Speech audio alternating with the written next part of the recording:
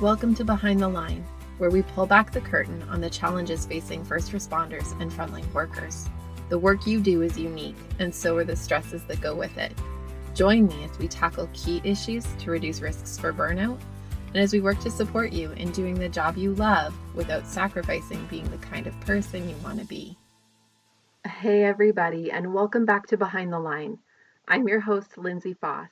If you're new to Behind the Line, what you should know about me is that I'm a clinical counselor specializing in trauma therapy. And after years working with first responders and frontline workers around issues like burnout, compassion fatigue, PTSD, and related OSIs, I've become a passionate wellness advocate and educator for those who sacrifice so much for our communities out on the front lines. Behind the Line is a place for us to talk about the real life behind the scenes challenges facing you on the front lines. I created this podcast with the hope of bringing easy access to skills for wellness, allowing you to find greater sustainability both on the job and off. Believe it or not, friends, today marks 9 weeks that we have been working through the idea of daring leadership, connected to Brené Brown's work from her book, Dare to Lead. We have talked through the main concepts, and we've talked to a couple of incredibly brave frontline workers who shared their own perspectives on the challenges facing those within the system and their ideas on daring leadership as we work to change the system from the inside out. It has been a journey, friends, and I have so loved and appreciated the feedback along the way. Thank you so much to those who have taken the time to reach out and share the ways that this series has been helpful or challenging. Hearing from you is a huge motivator to keep showing up week after week and broaching these topics.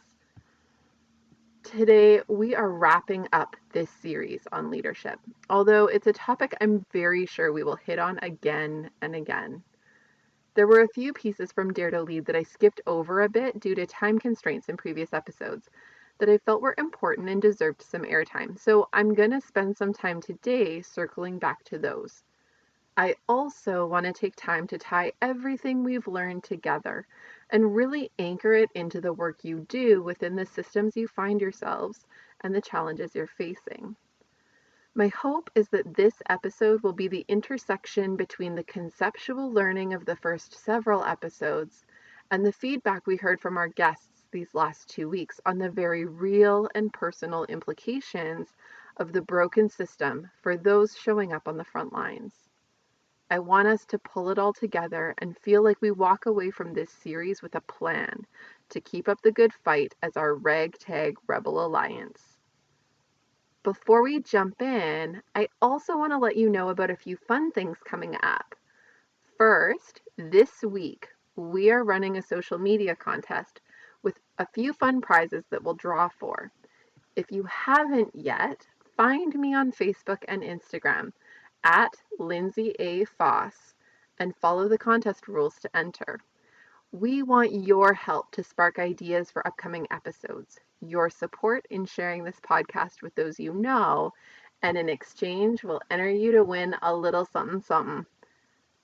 Second, I'm also so excited to announce that we'll be running the Self-Care Dare 5-Day Challenge again, starting at the end of June. The feedback after the first time offering this 5-day challenge was so incredibly positive, and we've had a number of you sign up on the wait list, so we decided that now is the time to run it again. What a great way to step into summer! Registration for the Self-Care Dare will open on Tuesday, June 15th. Mark it in your calendars to sign up, or hop over to our podcast page right now and sign up for our wait list, and you'll get early access to register. The actual 5-day challenge will kick off on June 29th and includes daily videos walking you through 5 key domains of self-care, bonus worksheets and resources to help you personalize an action plan, access to a private Facebook group where we will connect, problem solve, and celebrate, and because I love them, prizes to keep you motivated along the way. You can learn more at my.thrive-life.ca/behind-the-line. I know there's so many dashes, so an easier way of doing it is to just Google 'Behind the Line Lindsay Faas, and you'll find me there.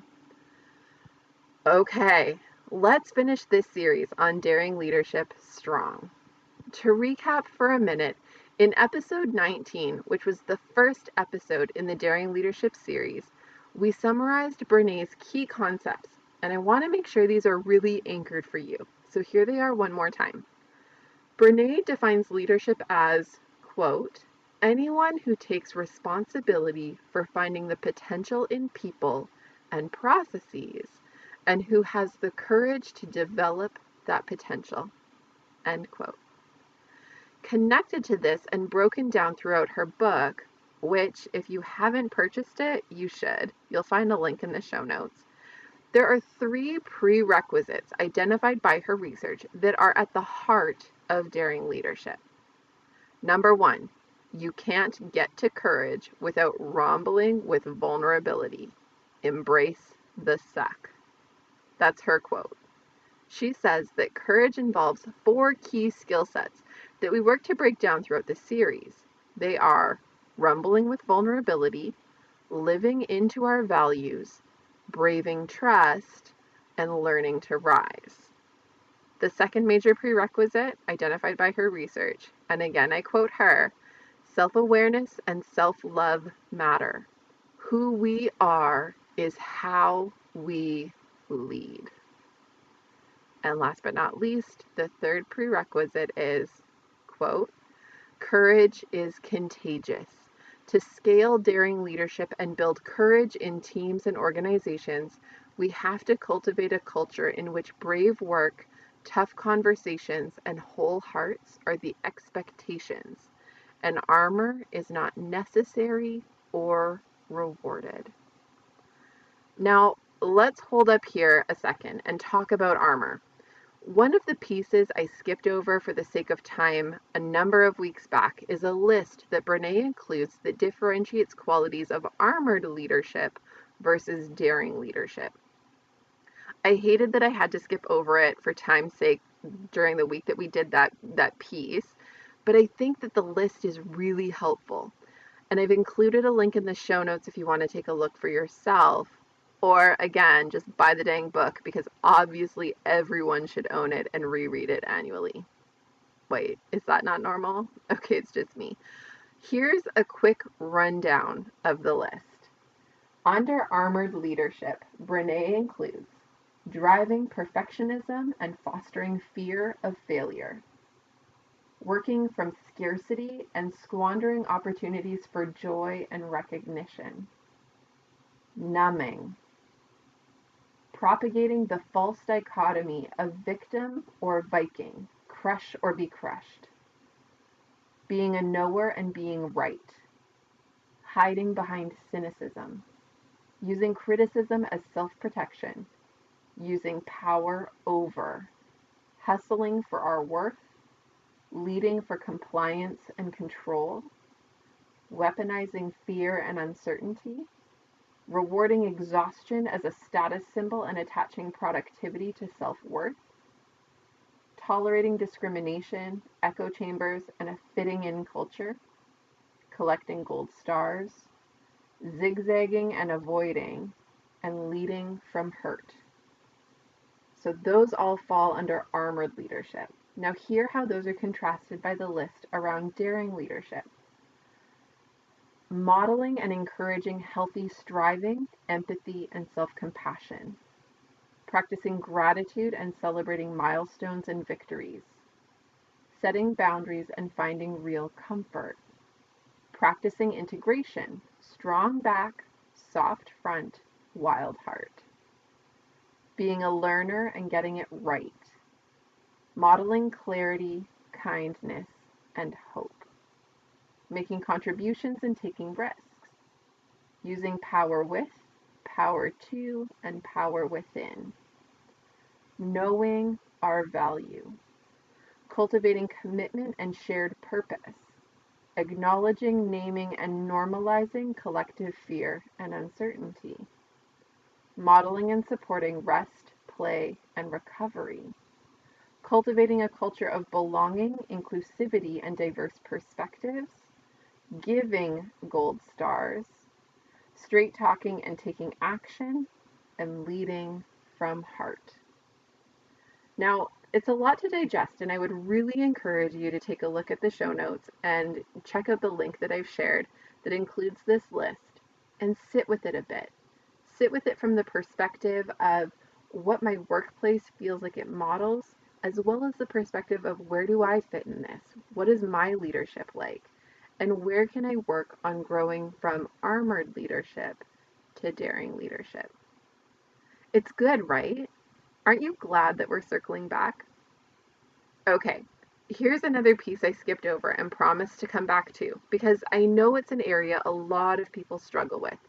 It's the topic of feedback. And I love that Brené offers some concrete resources for navigating the tricky terrain of giving and receiving feedback in workplace team settings. Again, I've got links for you keeners who want to see it in black and white, and you can find it as always in the show notes on our podcast website, which I listed before with all the dashes. It's my.thrive-life.ca/behind-the-line.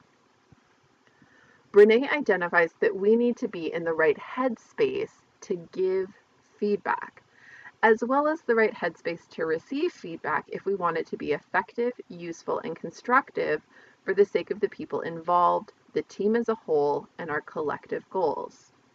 Are you ready? When it comes to being the giver of feedback, Brené outlines 10 key criteria to check myself against before proceeding. Here they are. First, I'm ready to sit next to you rather than across from you. Second, I'm willing to put the problem in front of us rather than between us, or sliding it toward you.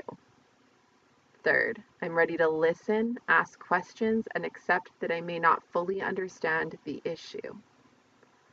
Fourth, I'm ready to acknowledge what you do well instead of picking apart your mistakes. Fifth, I recognize your strengths and how you can use them to address your challenges. Sixth, I can hold you accountable without shaming or blaming. Seventh, I'm open to owning my part. Eighth, I can genuinely thank someone for their efforts rather than criticize them for their failings. Ninth, I can talk about how resolving these challenges will lead to growth and opportunity. And last but not least, I can model the vulnerability and openness that I expect to see from you. Now, I want you to take just a moment to imagine what it would feel like to receive feedback from someone who has put in the time and effort to walk this process through in themselves before addressing feedback with you. When leaders put in the work to hold themselves to a standard, it creates the space for those they lead to feel seen, heard, known, and valued, even in the process of uncomfortable yet brave conversations. It changes the game at its core. We're not just paying lip service to caring about our people, we are actually showing measurable care for our people in how we engage them from the small stuff to the big stuff. If these kinds of questions and criteria were common practice in the spectrum of workplace interactions, the degree of respect, care, and wellness would invariably be enhanced. This is what we're talking about when we talk about change from the inside out. And to some extent, it's what you heard from both T.C. Randall as well as Jen Pound. What was missing for them throughout their careers, as well as in the moments where they were in the greatest state of need, was leadership showing up and giving an actual damn. If we have leaders who choose to show up in the small stuff, working intentionally to walk through this kind of criteria and ensuring their personal capacity to hold space for the person they're about to engage in feedback, the trickle-out effect from there to the bigger, harder stuff would have significantly positive consequences for the current state of the system and those it is taking out in mass mental and emotional casualties. Brené also addresses how to receive feedback. However, she addresses this in a less systematized way. in part because the receiver of feedback doesn't generally get the same lead time to know what's coming, and it isn't their responsibility to lead the process.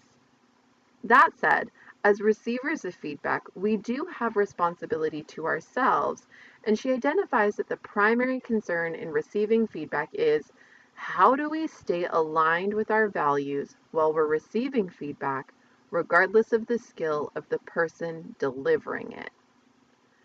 She clarifies that regardless of how well the person offering feedback does or doesn't do, we need to value that feedback is part of the process of mastery, and that we need to work at making it meaningful for us, even if it's poorly delivered.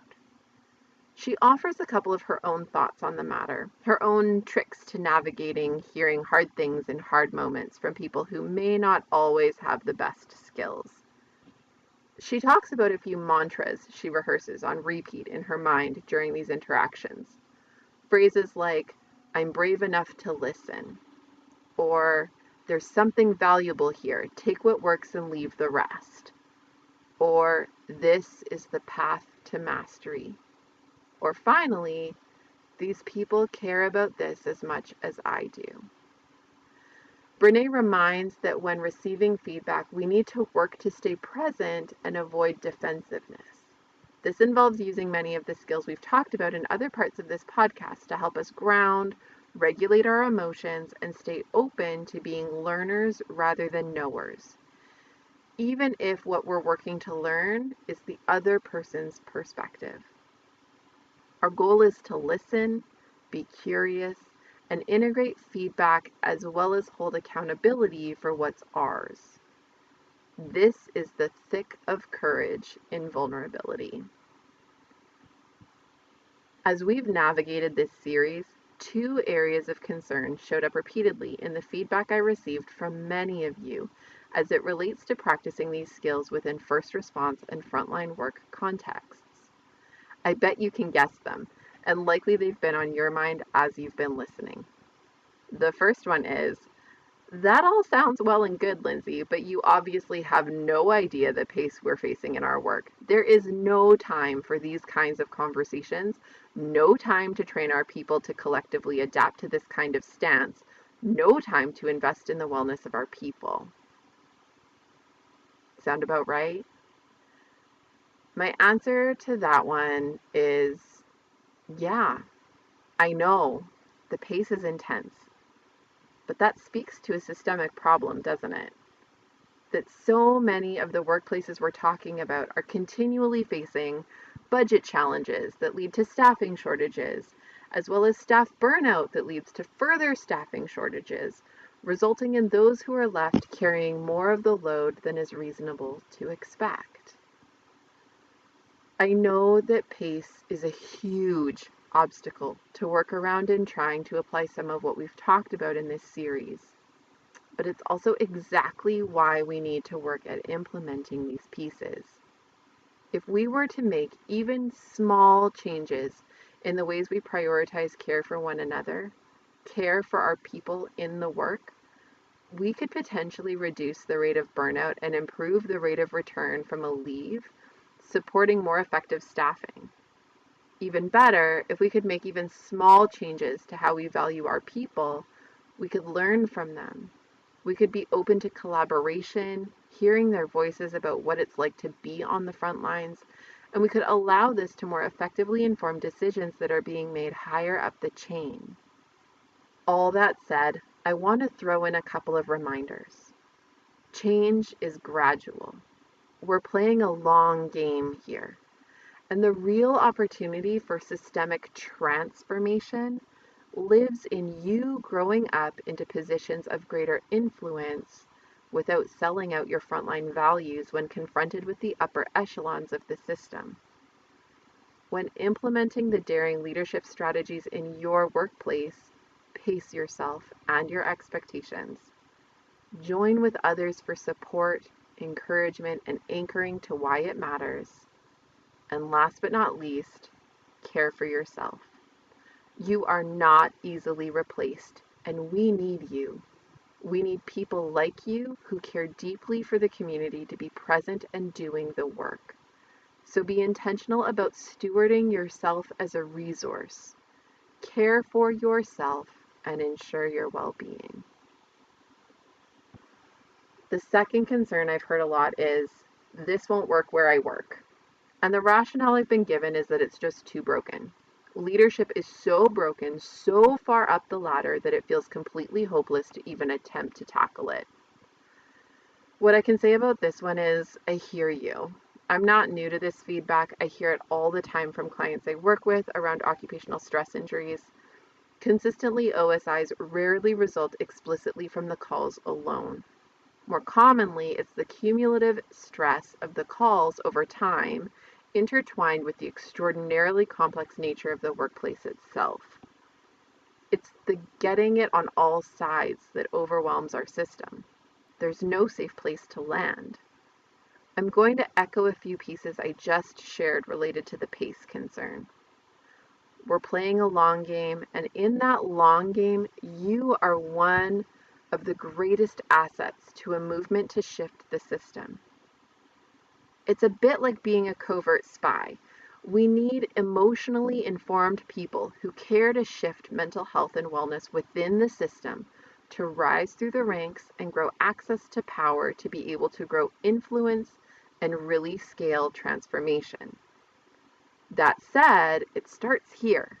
It starts with being in our integrity, living into our values, showing up bravely to rumble in the arena, and modeling that this is who we choose to be. These pieces, in small ways, inform a culture and encourage others to meet in this space too. Inform one another about OSIs, check in on one another, care about one another, support one another, and together we can reach something greater than any one of us can alone.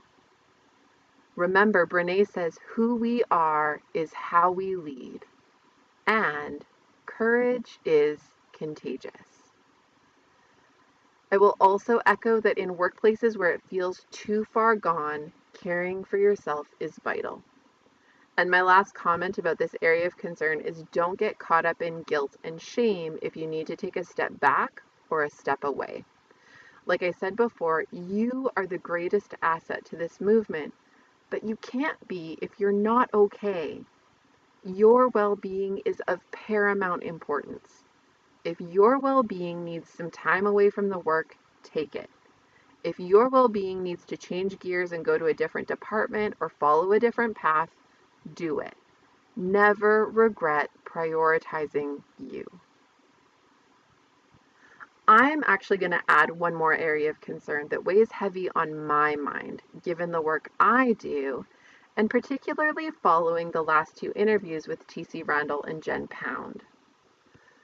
The cost of leadership that fails to dare is so incredibly high.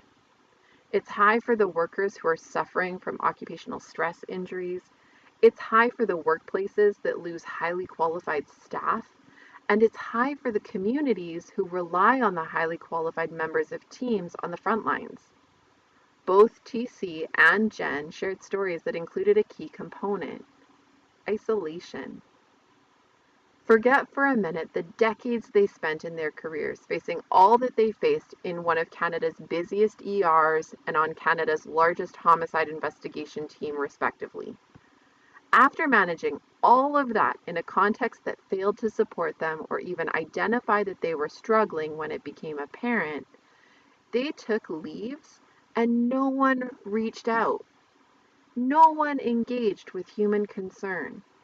They were left to fend for themselves, advocating while suffering, navigating tremendous hurdles blindly and with minimal support.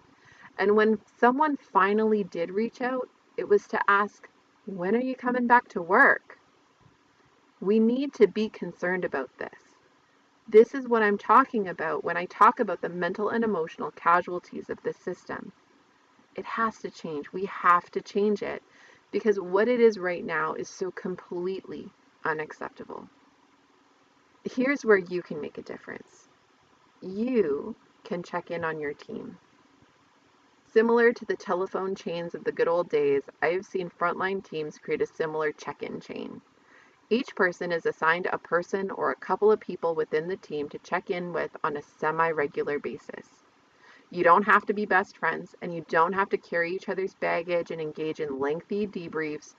Your job is just to touch base, show an interest, invest some care, engage in some random acts of kindness to build each other up and shine a light on the goodness in the world. Whether the people are at work or off on a leave, the assignment remains the same.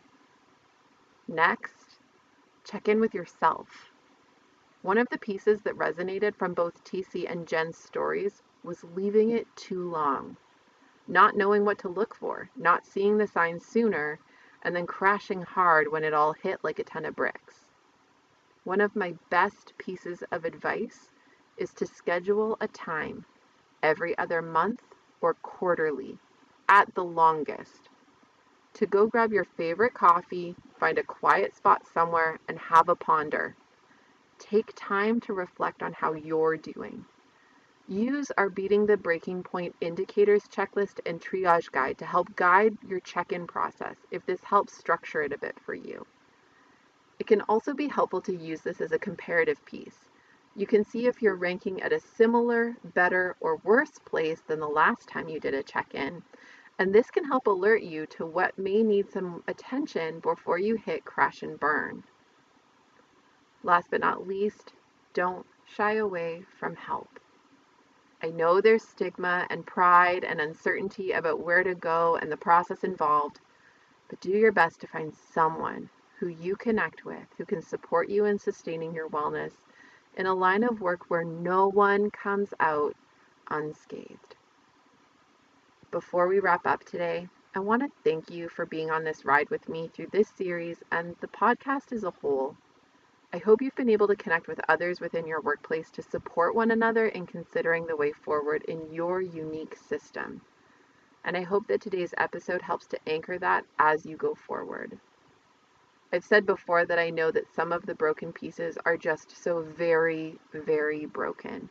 And that for some, the processes outlined in this series sound wonderful, but so hard to apply, with limited power to influence and shape the higher up, broader problems that leach down. Remember to start with you. Start with your immediate team. Stand united in your valuing of one another and grow from there.